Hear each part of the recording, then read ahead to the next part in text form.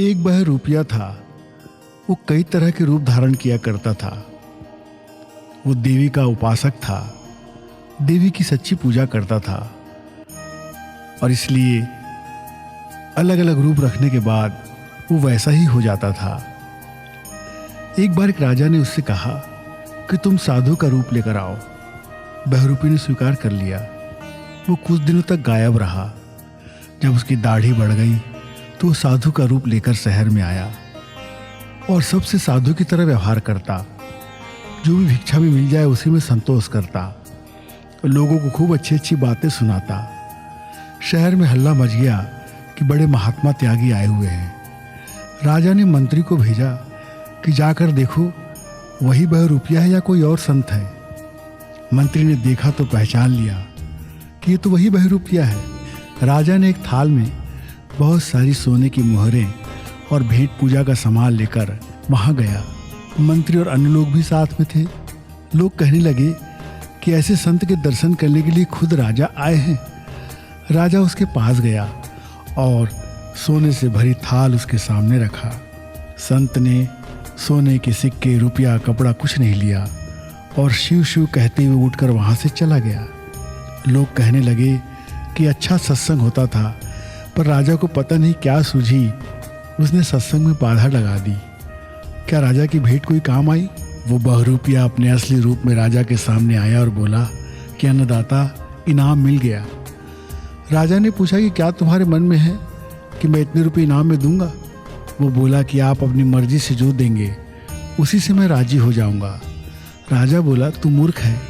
मैंने इतनी सारी सोने के सिक्के तेरे सामने रखे पर तूने उसे छोड़ दिया। वो बोला, अन्नदाता, मैंने साधु का रूप लिया था, फिर मैं ऐसा लालच कैसे कर सकता था? मैं साधु के उस रूप पर दाग नहीं लगाना चाहता था।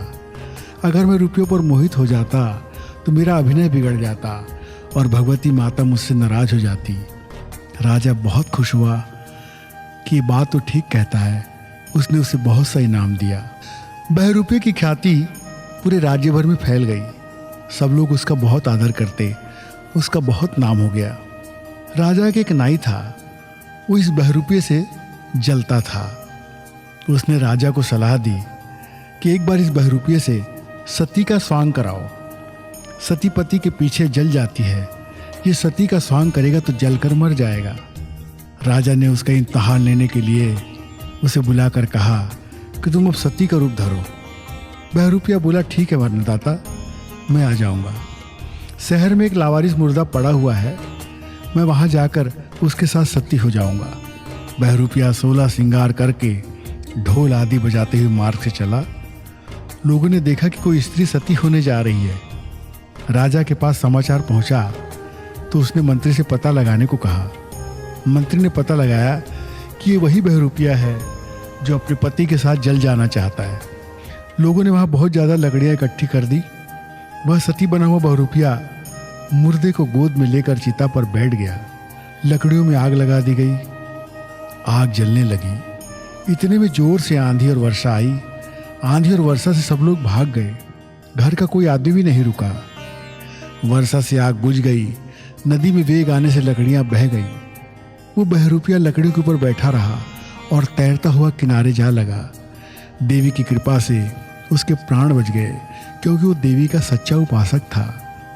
कुछ महीने बीत गए तो बहरूपिया राजा के पास आया और बोला कि अन्नदाता, मुझे इनाम मिलेगा। राजा उसको देखकर चकरा गया और बोला, अरे तू तो जलकर मर गया था ना। बहरूपिया बोला, मर तो गया था महाराज, पर शक्ति माँ की कृपा से पीछे आ गया हूँ। राजा बोला, क्या तू हमारे बाप दादा से मिला? वो बोला, हाँ अन्नदाता, सबसे मिलकर आया हूँ। राजा बोला, उनका क्या समाचार है?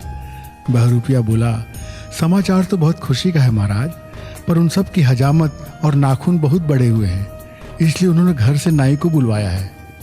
राजा बोला, नाई वहाँ जाएगा कैसे? बहरूपिया बोला, जैसे बाप दादा गए मैं गया, ऐसे ही जाएगा, क्योंकि जाने का रास्ता तो एक ही है। अब नाई ने सुना तो घबरा गया कि अब मेरी मौत आ गई। राजा की आज्ञा हो जाए तो फिर कौन रक्षा करने वाला है? नाई जाकर बहरूपे के पैर पर गिर पड़ा। उसने कहा, तुम मुझे किसी तरह बचाओ, मेरा घर बर्बाद हो जाएगा, मेरे घर में कोई कमाने वाला नहीं है। बहरूपिया बोला कि सती का स्वांग करने के लिए तूने ही राजा को सलाह दी थी, अब तू भी जा। नाई बहुत गिड़गिड़ाया तो बहरूपिया का दिल पसीज गया। उसने कहा कि मेरा तुझसे कोई बैर तो है नहीं।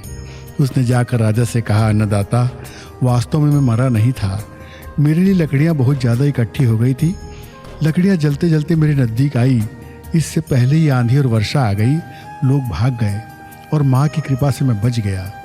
मैंने सती का स्वांग तो किया, मैं जलने से डरता नहीं हूँ।